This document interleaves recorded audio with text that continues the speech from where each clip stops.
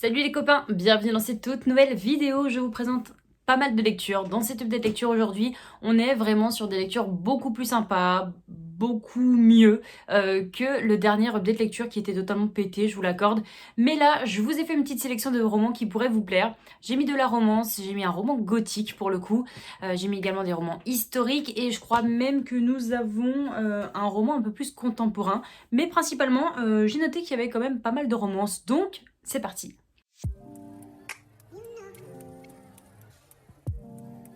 Je vais commencer par un roman qui était, je crois, l'une de mes plus anciennes lectures du mois d'août, qui n'est autre que Le Dernier Sommeil de l'Ours, écrit par Sophie Gemin et dédicacé pour Camille, qui n'est pas moi. Mais bon, c'est pas grave, j'ai perdu mon marque-page. C'est dommage, j'aurais bien aimé qu'il soit dédicacé à mon nom, mais c'est pas le cas. C'est un roman que j'ai reçu de la part de Charleston. Et puis, nous suivons dans ce petit roman une fille qui ne s'entend pas du tout, mais alors pas du tout, avec sa mère. Il y a un gros froid entre elles depuis des années, ça a toujours été. Sauf qu'un jour, elle apprend la mort de son père. Donc elle, il faut savoir qu'elle vit plus du tout en Alaska, je crois qu'elle vit sur Paris, et elle retourne en Alaska parce que sa mère est handicapée, qu'elle est en fauteuil roulant et qu'elle ne peut plus du coup vivre seule étant donné que son père est parti il y a maintenant presque 15 jours, 3 semaines. Donc elle retourne en Alaska, pardon, et son objectif sera tout simplement de récupérer sa mère pour qu'elle vienne vivre avec elle à Paris. C'est un peu le speech, sauf que ça va être beaucoup plus compliqué que ça. On parle de quelqu'un, d'une mère qui est assez froide, on parle d'une mère qui a son tempérament, qui a son chez elle surtout, et qui a ses voisins, son habitude, sa façon de vivre, et qui ne veut pas du tout se renfermer dans une ville comme Paris, alors qu'elle a tous les paysages du monde dont elle rêve en Alaska. Sauf que forcément, hein, ça va être beaucoup plus compliqué que ça. On parle principalement dans ce roman de la relation mère-fille qui peut être méga, giga compliquée. Et c'est un roman que j'ai beaucoup apprécié. Alors pour cette histoire, en toute honnêteté, je ne m'attendais pas à autant de froideur de la part de la maman. C'est vrai qu'on est confronté à un rejet total d'enfant de la part de la mère. Elle l'assume complètement. Je sais pas qu'elle ne l'aime pas, c'est qu'elle ne voit pas l'intérêt en fait de tisser des liens avec sa fille malgré le fait que son mari soit décédé quoi. Donc pour elle l'amour de sa vie c'était son mari qui est décédé mais c'est pas sa fille loin de là et forcément dès que sa fille débarque en Alaska vous imaginez bien la douche froide pour cette mère qui n'a pas du tout envie de l'avoir débarqué chez elle, de l'avoir papillonné chez elle dans son appartement, dans son salon. Elle est plus en mode écoute retourne à Paris et me casse pas les pieds tout simplement. Donc moi j'ai vraiment apprécié la plume de Sophie Gemin, c'est vraiment une autrice que j'aime beaucoup, c'est pas le premier roman que je lis d'elle, j'ai lu d'autres romans, notamment une saga beaucoup plus fantasy, fantastique, et je retrouve malgré tout cette plume très addictive, mais pas du tout dans le même genre, ça m'a pas perturbée pour le coup, mais alors c'est un roman qui va vous faire sortir de vos gonds par le caractère de cette maman froide, par la relation qui est tellement dure d'un point de vue extérieur. On se dit mais comment une mère peut réagir comme ça? Je dis pas qu'elle a ses raisons, enfin je dis pas qu'elle est excusable. Je dis pas que c'est normal de rejeter autant un enfant, je dis juste qu'elle a ses raisons, que c'est fondé, que c'est assumé et que c'est très très bien exploité dans ce roman. On va découvrir tout simplement cette femme et ce qu'elle a subi. Forcément, il y aura un petit flashback pour plus tard, durant le roman, où on nous explique un petit peu ce qui se passe avec cette maman. Mais voilà, c'était une très bonne lecture, c'était une lecture qui était dure dans un paysage magnifique, dans un paysage sublime. Ça me donne encore plus envie de partir en Alaska, ça me donne encore plus envie de découvrir d'autres horizons. Et voilà, ce roman est très très bien écrit. J'ai beaucoup aimé la plume, j'ai beaucoup aimé l'histoire. Ça va vous faire, je pense, très très fondre. Et voilà, je vous le recommande si jamais vous aimez être touché. On passe à une lecture doudou pour les personnes qui ont regardé mon vlog de 7 jours 7 livres. Je vous en ai déjà parlé et vous verrez que ce ne sera pas le seul roman de ce vlog. Mais étant donné que je ne sais pas si certaines personnes regardent des vlogs ou pas, je préfère remettre toutes mes lectures en update. Et du coup, je vais vous parler de cette duologie que j'ai terminée qui n'est autre que À tout jamais de Colleen Hoover. On est dans la suite de Jamais plus qui est un roman basé sur les violences conjugales. Et là, on est dans une reconstruction du personnage qui a subi des violences conjugales et voilà, je vais pas vous en parler énormément, notamment dans ce tome 2 parce que du coup je ne veux pas vous spoiler sur ce qui se passe à la fin du tome 1 parce que c'est clairement pas mon but. Je peux juste vous dire que ce roman m'a énormément, énormément plu. C'est un roman qui pour moi est un roman doudou, c'est un roman chouchou qu'on attendait énormément. Il y a une romance dedans, hein, forcément, on reste sur du Colleen Hoover. Mais voilà, c'est une romance qui n'est pas... Alors, certaines personnes vont dire que c'est une romance qui est totalement niaise, qu'elle méritait pas de faire un tome 2 aussi prévisible.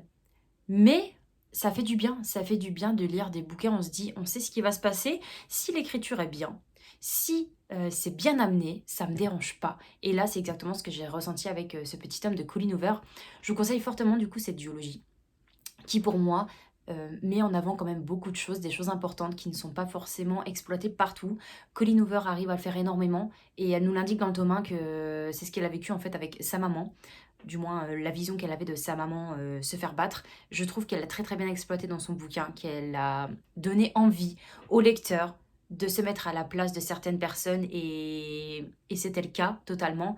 Elle a voulu mettre en place du coup ce genre d'émotion, ce genre de rage qu'on pourrait avoir.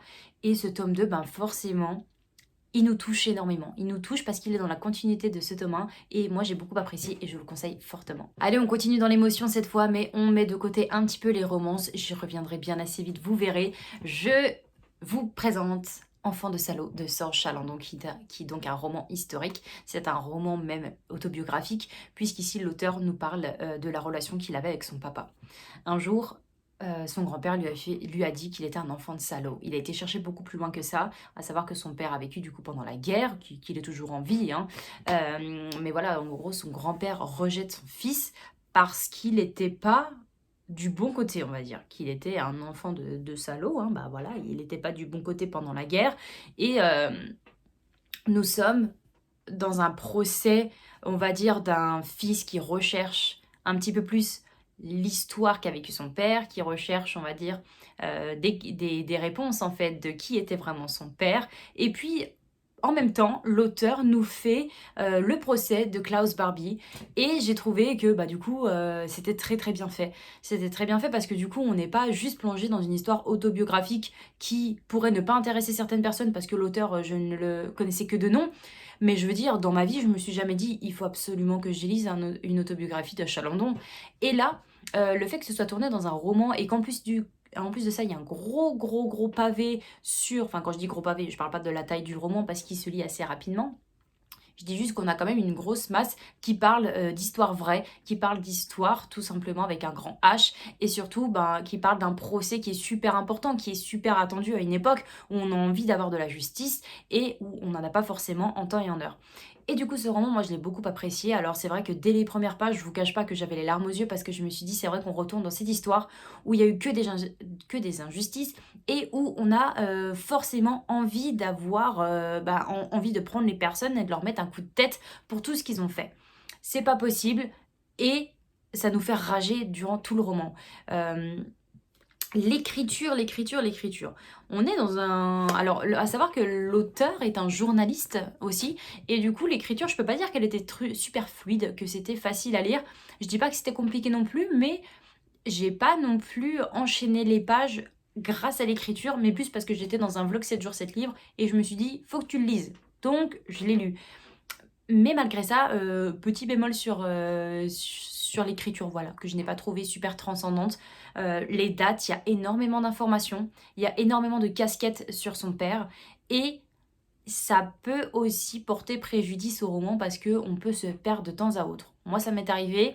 Il faut dire que j'ai jamais été super forte en histoire, malgré le fait que je m'intéressais, hein, on va pas se mentir, je suis pas quelqu'un qui va retenir énormément les dates, je suis pas quelqu'un qui va retenir les grosses lignes d'une histoire, et c'est mon défaut. Et forcément, dans un roman comme ça, on te demande quand même de te rappeler de ce qui s'est passé avant, parce que tu en auras besoin après.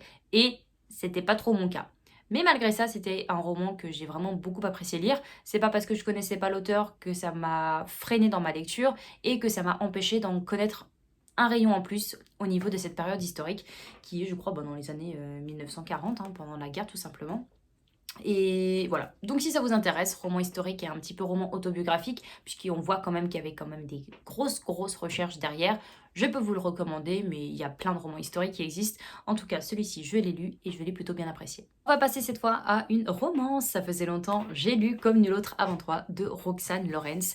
Nous suivons ici une jeune femme, je vous dirais bien qu'elle s'appelle Audrey, mais je suis pas vraiment sûre. Nous l'appellerons quand même Audrey. Audrey, qui fait un break avec son mec, enfin avec son mari même, devrais-je dire. Elle fait un break avec lui parce que ben il a besoin de temps, voilà. Arrivé à la fin de ce break, il se donne rendez-vous dans le restaurant. Audrey a changé, apparence physique totalement améliorée par rapport à ce que son mec voulait. Elle est toute pimpante, elle a sorti la plus belle robe pour aller au restaurant. Lui, il en a fait autant. Meilleur costume, ils vont dans leur restaurant préféré et arrivée là-bas, et ben elle s'attend à avoir des retrouvailles magnifiques, mais non, il lui annonce que c'est la fin du break, elle est ravie, mais pas dans le bon terme, c'est-à-dire qu'il va mettre fin à leur relation, il demande le divorce et en plus de ça, et ben il a une copine. Et pour mettre un bon coup de massue à Audrey, sa copine est enceinte. Voilà. Donc, bah forcément, douche froide pour notre petite Audrey. Elle décide du coup de partir du restaurant un peu trop précipitamment. Elle se fait renverser par une voiture, mais dans cette voiture, nous avons un petit chauffeur qui n'est autre qu'un homme très BG, je ne sais plus comment il s'appelle. Je suis désolée pour toi Loulou, je n'ai plus son prénom et on va suivre du coup le point de vue de chaque personnage, donc d'Audrey et du BG, on va l'appeler le BG. Et voilà, donc c'est un roman qui parle quand même de reconstruction suite du coup bah, au divorce d'Audrey qui est en plein dedans quoi, et surtout avec ce personnage, enfin le personnage masculin, il a quand même un bon rayon de petits cas derrière lui notamment, puisque sa femme qui l'a abandonné, on va dire, enfin, il a une petite fille, c'est totalement décousu mais résumé, il a une fille et du coup, je crois qu'à l'âge de 3 ans, la femme du mec a décidé de les laisser sans aucune raison valable et elle n'est jamais revenue. Sauf que là, elle revient, elle demande la garde. Et lui n'est totalement pas pour du tout. Et on a ces deux personnages. Il y en a un qui mène un combat par rapport à la garde de sa fille, l'autre qui mène un combat par rapport à son divorce puisqu'elle veut retourner avec ce mec malgré tout ce qu'il lui a fait. Et bah, comme nul autre avant toi, c'est tout simplement une histoire d'amour qui va faire rejoindre, on va dire, deux cœurs un petit peu meurtris. J'ai beaucoup aimé la plume de l'autrice. Moi, personnellement, j'ai trouvé que les chapitres étaient assez courts, donc ça se lisait bien. Et en plus de ça, on changeait quand même de point de vue. Donc, autant vous dire que dans une romance, c'est ce que je préfère le plus. Puisque j'ai envie d'être dans la tête d'un mec, quoi. À quoi il pense, moi c'est ce que je kiffe le plus. Je pense que les chapitres sur les personnages masculins, c'est ceux que je lis le plus vite parce que ben, c'est ceux qui m'intéressent le plus. Et ben, pour moi, c'est une histoire qui est très bien. Alors, il y a quand même pas mal d'action, mine de rien, pour une romance, c'est ce que j'ai noté. Je me suis dit, mais en fait, il y a là les rebondissements, il y a plein d'actions, c'est rempli de bonnes grosses doses qui nous donnent plus de suspense. Je dirais pas qu'on est dans un thriller, mais il y a quand même un petit peu de mystère dans cette romance parce qu'on ne sait pas trop où on met les pieds. Et l'autrice l'a super bien fait. Je crois qu'il fait un peu il doit faire un peu moins de 350 pages. Donc ça se lit super bien. En tout cas, je peux vous recommander cette romance si jamais ça vous intéresse. C'est l'autrice qui me l'avait envoyée, donc je la remercie énormément. Et puis, ben, profitez de cette vidéo pour découvrir cette autrice. On va passer à une lecture et cette fois, je pense que certaines personnes qui adorent les romances vont plutôt bien apprécier mon avis étant donné que j'ai lu un roman de Morgane Moncomble. Vous saviez que ma prochaine lecture de cette autrice me permettrait de trancher parce que je n'avais pas apprécié un roman, j'en vois pas du tout, et j'avais plutôt bien aimé un autre. Et là, alors celui que j'ai apprécié c'était L'As de cœur, et là j'ai découvert dans ce roman une meilleure lecture. J'ai énormément apprécié les sujets qui sont mis en avant. Nous suivons dans cette petite, c'est pas vraiment une romance, c'est un contemporain slash romance. On va suivre Laura qui fait du cirque avec sa sœur, donc elle fait du cerceau, c'est pas sa sœur jumelle, si c'est sa sœur jumelle, pardon. Donc il y en a une qui s'appelle Lara, pardon, j'ai dit Laura, et l'autre elle s'appelle Amalia. Donc nous suivons principalement Lara dans ce roman. Lara est une jeune fille qui est un peu plus grosse que les autres, qui fait du cerceau, et c'est totalement sa passion. Sauf qu'un jour, et bien du coup, sa sœur jumelle lui annonce qu'elle ne fera plus du cerceau parce qu'elle en a marre. Et Lara ne comprend pas, elle se sent un petit peu seule et démunie parce qu'elle se dit que c'est totalement sa passion et que ça devrait l'être aussi pour sa sœur. Et on est dans un roman où une personne subit quand même du harcèlement. Donc Lara, c'est une grande anxieuse. On va parler du coup d'anxiété sociale hein, principalement. Et puis il y a d'autres sujets qui vont être abordés par la suite. Mais voilà, elle devra trouver du coup un binôme pour faire le spectacle de fin d'année, étant donné que son rêve, c'est de faire partie du coup de l'école de cirque, je sais plus comment ça s'appelle. Mais si elle ne le fait pas avec Amalia, elle a aucune raison en fait de réussir ce spectacle. Elle ne croit pas du tout en elle, slash manque de confiance en elle. Et du coup, bah, c'est toute l'histoire de ce roman. Au début, j'avais un petit peu peur, parce que je me suis dit, oh là là, ça va être encore une histoire un peu à la young adulte, un peu pétée. Et en fin de compte, je trouvais que les sujets abordés étaient faits d'une manière très très très facile, étaient faits aussi d'une manière à être abordés par un adolescent. Et on se dit que ben, quand t'es ado et que tu lis ce genre de bouquin, ça peut t'aider aussi à prendre confiance en toi et surtout à t'exprimer plus facilement envers certaines personnes et sur certains sujets. Alors, j'ai vu des commentaires qui disaient qu'on avait quand même beaucoup de sujets qui étaient mis en avant. On va parler d'anxiété sociale, on va passer de grossophobie, d'harcèlement, on va parler d'autres sujets également, mais j'ose pas vous dire lesquels, étant donné que j'ai peur que ça vous spoile la fin. Et comment vous dire que moi, ça m'a pas dérangé parce que du coup, tout était amené d'une manière très facile à lire. Ça arrivait un petit peu au compte-gouttes comme ça sur le roman. Et forcément, si on te donne pas tout d'un coup, il n'y a pas de raison que tu ne digères pas facilement ce roman. Et moi, c'est ce qui s'est passé. J'ai adoré le personnage de Lara, j'ai adoré sa faiblesse, sa fragilité, j'ai adoré le fait qu'elle reprenne confiance en elle à certains moments, j'ai adoré le fait qu'elle s'assumait, mais qu'il y avait quand même une petite part d'elle qui était en déséquilibre par rapport à sa vie. On est sur des parents qui te mettent la pression avec l'école, qui te mettent la pression avec tes résultats, et il y a vraiment de l'anxiété sociale au niveau de l'école où tu veux être la meilleure, tes parents te demandent d'être la meilleure, tes parents ne... C'est pas qu'ils t'aiment pas comme tu es, mais qu'ils veulent de toi, ils veulent que tu sois la meilleure. Sauf que ça te met une pression mais énorme. Et puis bah, ça se passe aux États-Unis, donc je sais pas si vous savez comment ça se passe aux États-Unis, mais en fin de collège, forcément, vous avez des notes qui vous permettent d'aller à Harvard, qui vous permettent d'aller dans les meilleures universités, mais vous n'êtes pas sûr d'y aller si vous ne taffez pas à 2000% dans votre journée. Et c'est là toute la pression qui est mise en avant aussi sur les résultats scolaires. Donc, j'ai trouvé que c'était un roman qui était très très bien exploité, j'ai adoré la plume. On a encore des points de vue du coup qui changent d'un chapitre à un autre. Ça, j'ai kiffé. J'adore les changements de point de vue et les changements de personnages. Et puis voilà, donc on va suivre une petite romance aussi dedans. Et on va parler de plusieurs sujets qui sont très très importants. En tout cas, je vous le conseille. Oui, je sais, mes updates lectures sont assez longs en ce moment, mais comprenez-moi, j'ai envie d'épurer quand même toutes les lectures que j'ai faites ces derniers mois. Je peux pas me permettre de commencer l'année 2024 avec 300 livres à vous présenter, c'est un peu compliqué. Mais donc, je vous présente le dernier roman que j'ai lu et c'était ma première lecture du Pumpkin Autumn Challenge.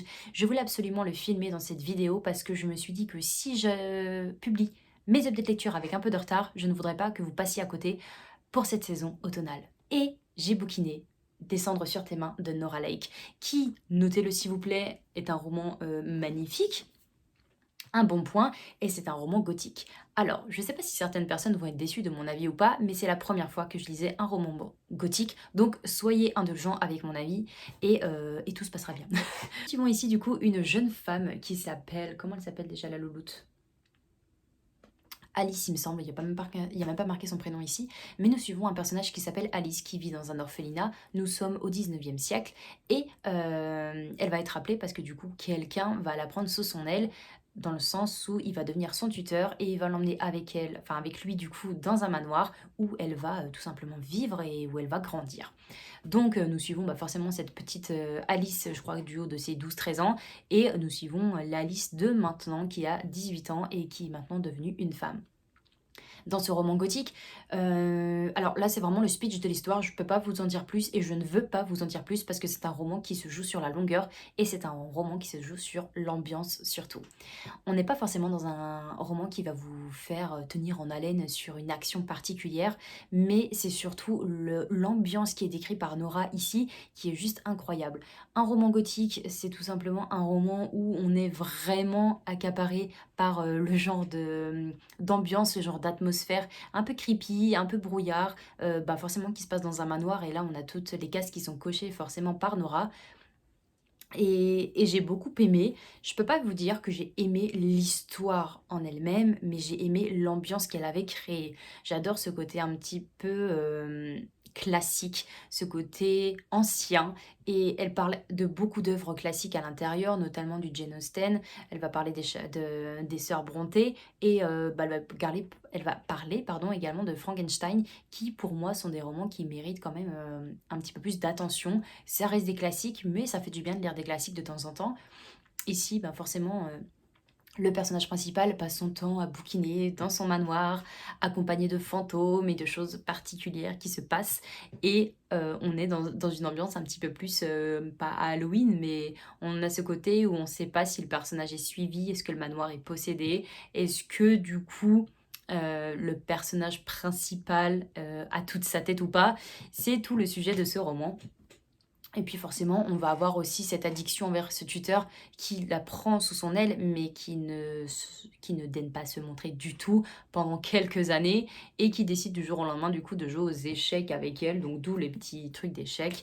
Voilà, il y aura cette proximité, cette rencontre autour d'un jeu d'échecs, mais au-delà de ce roman, pour moi, c'était pas un coup de cœur parce qu'il me manquait quand même énormément de choses, notamment les actions. Le suspense, t'en as parce que du coup, tu te demandes pourquoi le tuteur est si distant et tout. Il y a plein de choses que vous pouvez découvrir dans ce bouquin. Mais pour le reste, j'étais un petit peu, pas déçue parce que je m'attendais à rien du tout dans ce roman, malgré la note qu'il a sur Livre Addict. Je ne m'attendais pas du coup à kiffer autant que certaines personnes parce que je n'ai pas l'habitude de lire ce roman. Donc pour moi, c'était plus une découverte de style et une découverte de la plume qu'autre chose. Mais en tout cas, ça restait une bonne lecture et c'est parfait pour cet automne. J'ai commencé cette lecture du Pumpkin Autumn Challenge et franchement, je me suis dit que c'est cool de faire cette lecture en premier parce que ça m'a mis dans le mood de l'automne. Il fait toujours nuit, il pleut tout le temps, on est dans un manoir un petit peu hanté et tout se passe. Il y a des choses un peu cheloues qui se passent et je peux pas tout vous dire, mais en gros, c'est un roman que j'ai beaucoup aimé par l'ambiance et j'espère que vous pourrez lui donner sa chance parce qu'il a quand même un petit truc qui est assez différent des autres bouquins que moi je lis. Et voilà, du coup, pour cette update lecture, c'est à présent terminé. J'espère que ça vous aura plu. Je sais, ils sont méga longs, mais s'il vous plaît, restez jusqu'à la fin quand même, parce que c'est super important de découvrir des bouquins, surtout que certains bouquins ne sont pas forcément ceux dont on parle le plus. Donc, et si vous êtes arrivé juste ici, n'hésitez pas à me mettre une petite citrouille en commentaire. Je vous fais des gros bisous, on se retrouve la semaine prochaine, et à très vite. Ciao!